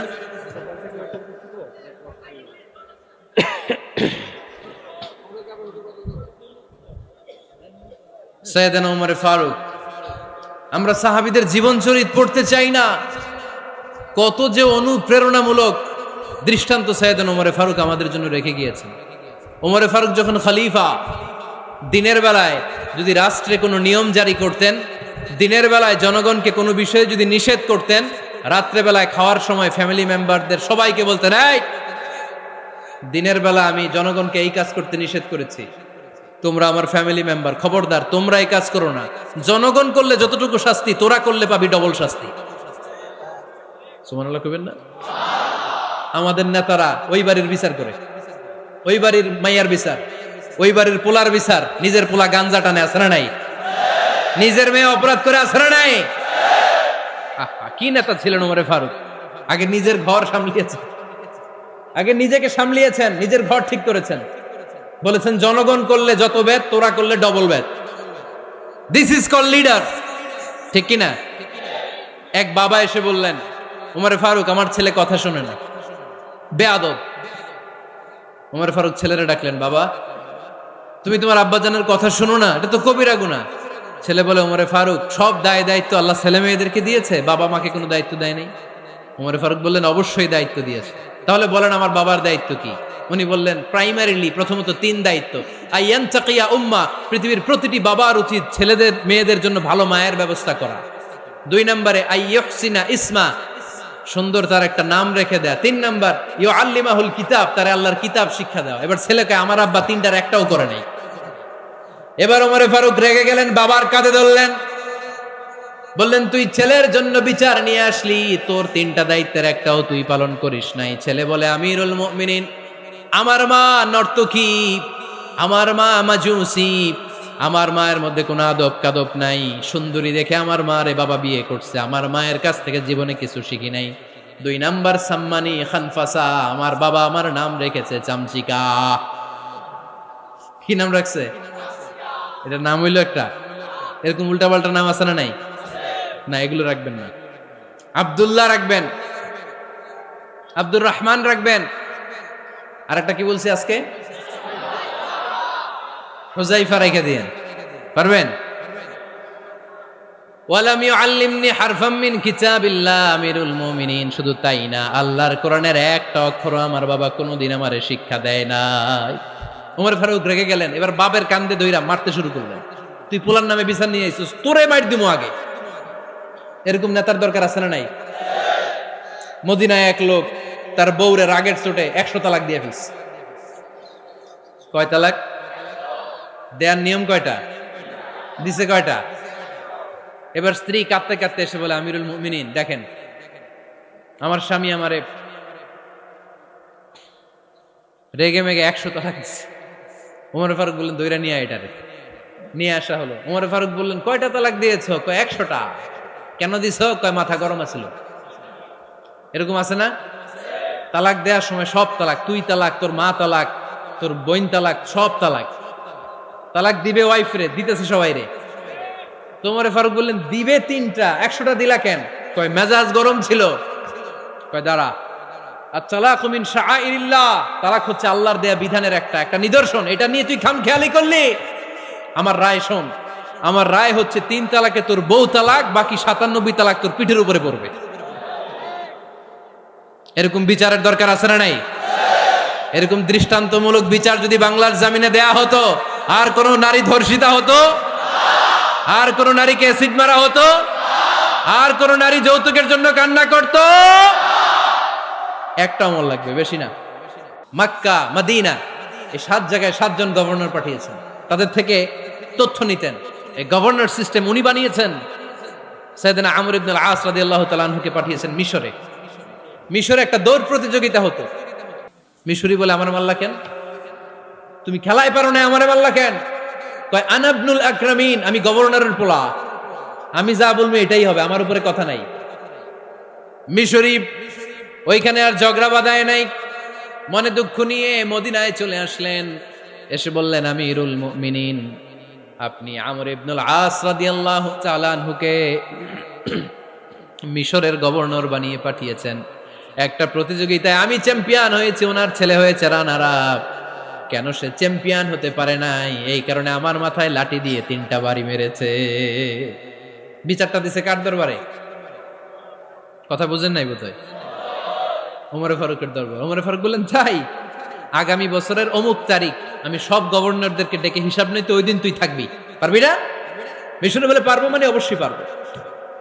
ওই দিন 7 রাজ্য থেকে 7 গভর্নর হাজির, গভর্নরদের ছেলেরাও হাজির, মিশরীয় হাজির। 7 গভর্নরের কাছ থেকে 7 এলাকার খোঁজ খবর নেয়ার পরে ওমরে ফারুক বললেন, আইনাল মিসরি, মিশরি লোকটা কই, এদিকে আয়। মিশরি সামনে আসার পরে বলল, আমর ইবনুল আস, তুমি মিশরের গভর্নর, তোমার ছেলে সহ তুমি আসো। আমর ইবনুল আস এসে সামনে বসে রইলেন। এবার বললেন, ও আমর ইবনুল আসের ছেলে, তুমি নাকি ইবনুল আকরামিন গভর্নরের ছেলে, তুমি যা বলবা মিশরে নাকি তাই হবে, তোমার নাকি অনেক দাপট। নিজে একটা লাঠি এনে মিশরীর হাতে দিয়ে বলল, এবার তোর মাথায় যতটা মারছে তুই ততটা গুনে গুনে মার, আমি দেখবো। আমর ইবনুল আস দেখবে, আমর ইবনুল আসের ছেলেরে তুই এখানে মার। সে বলতেছে, থাক, আপনি বলছেন এতেই যথেষ্ট, মারা লাগবে না, আমি মাফ করে দিলাম। ওমরে ফারুক বলল, খবরদার, মার, মার ওর মাথার মধ্যে। মিশরি ওমরে ফারুকের ধমক শুনে ভয়ে ভয়ে 3টা বাড়ি মারল। এই বাড়ি মারা দেখেও ওমরে ফারুকের হৃদয় ঠান্ডা হয় নাই। লজ্জায় আমর ইবনুল আস, বয়স হয়ে গিয়েছে সাহাবা, মাথা তখন টাক, মাথায় চুল নাই, লজ্জায় মাথাটা হেট হয়ে মাথাটা নিচু করে রেখেছে। এবার রাগের চোটে ওমরে ফারুক বললেন, এবার আমর ইবনুল আসের টাক মাথার মধ্যে একটা মার, মার। কেন ছেলেকে শিক্ষা দিতে পারে নাই? ইয়া আমর ইবনুল আস, মাতা জাআলতুমুন নাস আবিদা, জনগণ তাদেরকে দেখভাল করার জন্য তোমাদেরকে পাঠানো হয়েছে, তাদের উপর কোনো অত্যাচার করার জন্য নয়। চিল্লায় বলেন ঠিক কি না? এরকম নেতা কয়টা লাগবে? কয়টা? ওই নেতার নাম কি? ওমর। হা হুয়া ইয়াতি ওমর। 22 জায়গায় বিশ্বনবী কয় একটা, ওমরে ফারুক বলে আর একটা। আল্লাহ বলে, বিশ্বনবী আপনার পক্ষে আমি আয়াত নাজিল করতে পারলাম না, আমি ওমরের পক্ষে নাজিল করে দিলাম।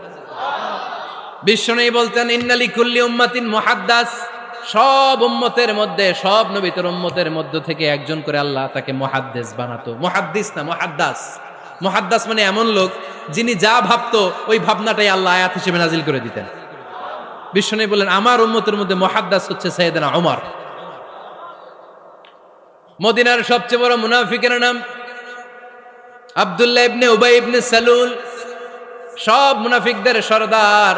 কিন্তু এই মুনাফিকের ছেলেটা হলো পাক্কা ইমানদার। এই ছেলের নাম হলো আব্দুল্লাহ। আওয়াজ করে বলেন, ছেলের নাম কি?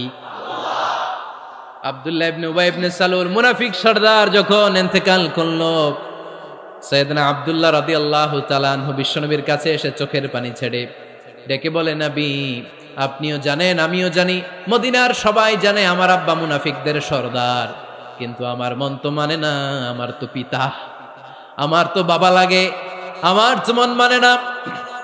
আপনিও জানেন মুনাফিক, আমিও জানি মুনাফিক। নবী আপনার দরবারে কিছু আমি চাই না, আপনার গায়ের একটা জামা দেন, আপনার জামাটা পরিয়ে আমার বাবারে দাফন দিব। এর উসিলায় যদি আমার আব্বারে আল্লাহ মাফ করে দেয়, দয়ার নবী মায়ের নবী জামা খুলে দিয়ে দিলেন। পড়েন সুবহানাল্লাহ। আব্দুল্লাহ রাদিয়াল্লাহু তাআলা আবার আবদার চললেন, নবী জানি আমার বাবা মুনাফিক, কিন্তু আমার তো বাবা, আপনার দরবারে ফরিয়াদ, আপনি নিজে যে আমার বাবার জানাজার নামাজে ইমামতি করবেন। দয়ার নবী মায়ার নবী জানাজার নামাজে যেতে চাইলেন। ওমরে ফারুক বললেন, নবী না, খবরদার আপনি উবাই ইবনে সালুলের জানাজায় যাবেন না। বিশ্বনবী জোর করে যেতে চাইলেন। সাইয়েদনা ওমরে ফারুক বিশ্বনবীর জামা পেছন থেকে টেনে ধরলেন। আল্লাহু আকবার। টেনে ধরলেন, যাবেন না আপনি। ওমরে ফারুকের হাত থেকে হ্যাচকা টান মেরে জুব্বা টান দিয়ে বিশ্বনবী জানাজায় চলে গেলেন। রব্বুল আলামিন আয়াত নাজিল করলেন, ইস্তাগফির লাহুম আও লা তাস্তাগফির লাহুম ওয়া ইন তাস্তাগফির লাহুম 70 মাররাতান ফালান ইয়াগফিরাল্লাহু লাহুম। নবী গো, একবার নয়, দুইবার নয়, 70 বারও যদি এই মুনাফিকের জন্য আপনি ক্ষমা চান, তার জন্য ক্ষমা নাই, তার জন্য আছে জাহান্নাম। ওয়ালা তাকুম, আপনি যাবেন না আলা কবরি, কখনো তাদের জানাজায় যাবেন না। এই যে একটা ভুল করে ফেলছেন, এটা এইবারই শেষ, এরপরে আর যাবেন না। সাইয়েদনা ওমর ফারুকের পক্ষে আল্লাহ তাআলা কোরআনের আয়াত নাজিল করে দিলেন, চিল্লায় পড়েন আল্লাহু আকবার। এভাবে 22টা জায়গায় ওমর ফারুক যা বলেছে এটা নিয়ে একটা আলাদা আলোচনা হইতে হবে, আলাদা একটা আলোচনা লাগবে যে 22টা আয়াতে আল্লাহ তাআলা বিশ্বনবীর পক্ষে কোরআনের আয়াত নাজিল না করে সাইয়েদনা ওমর ফারুকের পক্ষে আয়াত নাজিল করেছেন, চিল্লায় পড়েন সুবহানাল্লাহ। ওই ওমর ফারুককে আমাদের মডেল বানানোর দরকার আছে না নাই? ওই ওমর ফারুকের জীবনী আমাদের ছেলে মেয়েদেরকে পড়ানোর দরকার আছে না নাই? আমাদের ভবিষ্যৎ প্রজন্ম এগুলো জানে না। ওরা সালমান খান দেখে বড় হয়, ওরা শাহরুখ খান দেখে বড় হয়, ওরা ঋত্বিক রোশনকে দেখে বড় হয়, ওরা মনে করে যে এরাই বড় সুপার হিরো। আমাদের যে কত বড় সুপার হিরো আছে এরা জানেই না। নতুন প্রজন্মের কর্ণকহুরে সাইয়েদনা ওমর ফারুকের ইতিহাস পৌঁছে দেওয়ার দরকার আছে না নাই? ওমর ফারুকের ইন্তেকালের ঘটনাটা বলেই আমরা মোনাজাতের দিকে যাব। শুনবেন? শুনতে চান? উনি স্বপ্নে দেখলেন একটা লাল মোরগ ওনাকে 3টা ঠোকর মেরেছে। কয়টা? উনি জুমার নামাজে, জিলহজ মাসের শেষ সপ্তাহে জুমার নামাজে বললেন যে একটা লাল মোরগ 3টা ঠোকর মেরেছে। মুগীরা ইবনে শুবা রাদিয়াল্লাহু তাআলা আনহুর দাস আবু লুলু আল মাজুসি, এই লোকটা খঞ্জর বানাতে পারত। মুগীরা রাদিয়াল্লাহু তাআলা আনহুর দাস। মুগীরা প্রতিদিন 4 দিরহাম করে চার্জ করত, যেহেতু দাস। সে এসে বিচার দিল, আমিরুল মুমিনিন, মুগীরা আমার থেকে বেশি টাকা চায়, জুলুম করে। ওমর ফারুক বললেন, তাই? তুমি কি কাজ জানো? বলে, আমি খঞ্জর বানাতে জানি। বাড়ি কই? পারস্য। আরে তুমি খঞ্জর বানাতে জানলে তো 4 দিরহাম অনেক কম, সে তো আরো বেশি টাকা নেওয়া দরকার ছিল তোমার থেকে। আবু লুলুর এই কথা পছন্দ হয় নাই। সে কয়, ওমর তুমি সবারে দয়া দেখাও আর আমার ক্ষেত্রে কঠিন নিয়ম বানাইলা, দাঁড়াও এই নিয়ম তোমারে আমি দেখাবো। এই রাগে সে বাড়িতে যে একটা খঞ্জর বানালো। কি বানালো? খঞ্জর চিনেন? ছোট্ট ছুরি। কিছুদিন আগে ওমানের সুলতান কাবুস ইন্তেকাল করেছে, জানেন আপনারা? ওনার এই কোমরের মধ্যে খঞ্জর থাকতো, ছবিতে দেখছেন? আরব শায়েখ যারা সুলতান আমির, কোমরে কি থাকে? ছোরা থাকে, খঞ্জর। সে বাসায় যে একটা খঞ্জর বানালো, যেই খঞ্জরের 2 মাথা, লাহু রাসান ওয়া মাকবাদাতুহু ফি ওয়াসাতি, আর ধরার হ্যান্ডেলটা মাঝখানে, এদিকেও ছুরি এদিকেও ছুরি, যাতে এইভাবে এইভাবে মারা যায়। সে ধার দিতে লাগলো আর বলল, ওমর দাঁড়াও তোমারে আমি দেখাবো। ওমর ফারুক মসজিদে নববীর ইমাম, ফজরের নামাজের সময় এ আবু লুলু আল মাজুসি বুরনুস পরে, চাদর পরে, লুকিয়ে লুকিয়ে, সে অগ্নি উপাসক, মুমিন নয়। ওমর ফারুককে অ্যাটাক করার জন্য গেলেন মসজিদে নববীতে। ওয়াকানু ইউসাল্লুনা বিগালাস, তখন ওনারা অন্ধকারে নামাজ পড়তেন। নামাজের সময় যখন হলো, লুকিয়ে লুকিয়ে প্রথম কাতারে ওমর ফারুকের পিছনে মুয়াজ্জিনের পাশেই দাঁড়ালো, হাতে খঞ্জর। একামত হলো, ওমর ফারুক সালাত শুরু করলেন, ফজরের সালাত, আল্লাহু আকবার। নামাজ শুরু করলেন, সূরা ফাতিহা বললেন। আরেকটা সূরা যখন পড়তে যাবেন, in the mean time Abu Lulu এই খঞ্জর নিয়ে ওমর ফারুকের বুকের মধ্যে 3টা স্টেবিং করলেন। একটা মারলেন নাভির নিচে, মারার সাথে সাথে পাকস্থলী কেটে গেল। আরেকটা মারলেন পাজরে, পাজর ছিঁড়ে গেল। 3টা মারার পরে ওমর ফারুক বললেন, কাতালানি আল কাল, এক কুকুর আমাকে মেরে ফেলেছে। পেছন থেকে এক সাহাবীকে টান মেরে সামনের দিকে নিয়ে গেলেন, তুমি নামাজের ইমামতি করাও। আর ওমর ফারুককে বাকিরা ধরাধরি করে পেছনে নিতে আরম্ভ করলেন। আর এই আত্মাই আক্রমণ যে করেছে, সে কাতারের মাঝখান দিয়ে যেতে আরম্ভ করলো আর 2 দিকে ছুরি মারতে আরম্ভ করলো। 13 জন সাহাবীর গায়ে ছুরি মেরেছে, 7 জন সাহাবা স্পট ডেথ, জায়গায় মৃত্যু। এই ভয়ঙ্কর অবস্থা দেখে এক সাহাবী বুরনুস, এক ধরনের জুব্বা আছে মাথাওয়ালা, অনেকে জ্যাকেট পরছেন না এরকম মাথাওয়ালা, লম্বা জুব্বা আছে, আরবরা শীতে পরে মাথাওয়ালা, এই মাথাওয়ালা জুব্বা বের করে এক সাহাবী জালের মতো তার দিকে উড়ায় মারল। ওই বুরনুসের মধ্যে পেঁচিয়ে আবু লুলু মাটিতে পড়ে গেল আর সুইসাইড করে ফেলল, নিজের বুকে নিজে মেরে আত্মহত্যা। যেই সাহাবীকে ইমামতির জন্য দাঁড় করালেন, উনি ছোট্ট সূরা দিয়ে, প্রথম রাকাতে সূরা আল কাউসার, দ্বিতীয় রাকাতে সূরাতুল ইখলাস দিয়ে নামাজ শেষ। ওমর ফারুক বেহুশ। ওমর ফারুক কি? হ্যাঁ, বেহুশ। সবাই কান্নাকাটি করতেছে, সবাই দেখতে গেলেন, এখন হুঁশ ফিরে না। মুখের মধ্যে, মুখ খুলে রাষ্ট্রের চিকিৎসক মুখের মধ্যে দুধ দিলেন, ওই নাভি দিয়ে দুধ বের হয়ে যায়। পাকস্থলী কেটে ওখান দিয়ে দুধ বের হয়ে যাচ্ছে। তারা বললো ওনারে বাঁচানো সম্ভব না, দেখেন হুঁশ ফিরে কিনা। হুঁশ ফিরলে ওনার পরে কে আমির হবে, উনি যেন প্যানেল ঠিক করে দিয়ে যায়। সবাই তাকিয়েছে ওমরে ফারুকের চোখের দিকে। আল্লাহর মেহেরবানিতে ঘন্টা খানিক পরে উনি চোখ খুললেন। চোখ খোলার পরেই বলেন নাই ও মা আমি মরে যাই। চোখ খোলার পরে উনি বলেন নাই কে মারলো আমারে। চোখ খোলার পরে উনি বলেন নাই আমার পরে নেতা কে হবে। চোখ খোলার পরে সর্বপ্রথম কথাটি ছিল আসল্লান নাস, আমার নেতৃত্বে যে ফজরের নামাজটা শুরু হয়েছিল এটাকে ঠিকমতো তোরা পড়েছিলি? আমার নেতৃত্বে যে ফজরের জামাত শুরু হয়েছিল সেটা ঠিকঠাক মতো সমাপ্ত হয়েছিল কিনা আগে বল। আসল্লান নাস, নামাজটা হয়েছে কিনা বল। সুবহানাল্লাহ বলতে পারলেন না? This is Umar, hour super hero. নেতা অনেকগুলো লাগে না, এরকম নেতা একটাই যথেষ্ট যে গোটা বিশ্বকে কাঁপায় দিতে পারে। চিল্লায় বলো ঠিক কিনা। আমরা চাই আমাদের ছেলেগুলো উমরে ফারুকের মতো বড় হোক। আমরা চাই আমাদের ছেলে মেয়েগুলো খাব্বাব, খুবাইব, সাইয়েদনা আলী, উসমান, আবু বকর রাদিয়াল্লাহু তাআলা আনহুর অনুসরণে বড় হোক, ঠিক কিনা? আমরা একটা ওমর চাই যিনি আমাদেরকে সালাতের শিক্ষা দিয়ে গিয়েছেন, ইন্তেকালের আগে বলেছেন সাল্লান নাস। এজন্য আমরা যেন নামাজ কখনো নষ্ট না করি। আল্লাহর জমিনে দিন বাস্তবায়ন আসাদ্দুহুম ফি আমরিল্লাহি ওমর রাদিয়াল্লাহু তাআলা আনহুর মতো এত কঠোর কেউ ছিলেন না। তাই দিন বাস্তবায়নে আমরা যেন কাউরে ছাড় না দেই। সবার আগে আল্লাহর দিন, সবার আগে আল্লাহর কোরআন, সবার আগে আমার ইসলাম, ঠিক কিনা? চাইলেই কেউ এদেশ থেকে ইসলামরে মিটাই দিতে পারবে না। যে দেশে আল্লাহু আকবার ধ্বনির সাথে সাথে সূর্য উঠে যায়, আল্লাহু আকবার ধ্বনির সাথে সাথে সূর্য ডুবে যায়, সে দেশে আর কিছু থাকবে না থাক আমার ইসলাম থাকবেই, আর কিছু থাকবে না থাক আমার কোরআন থাকবেই। সে ইসলামের সাথে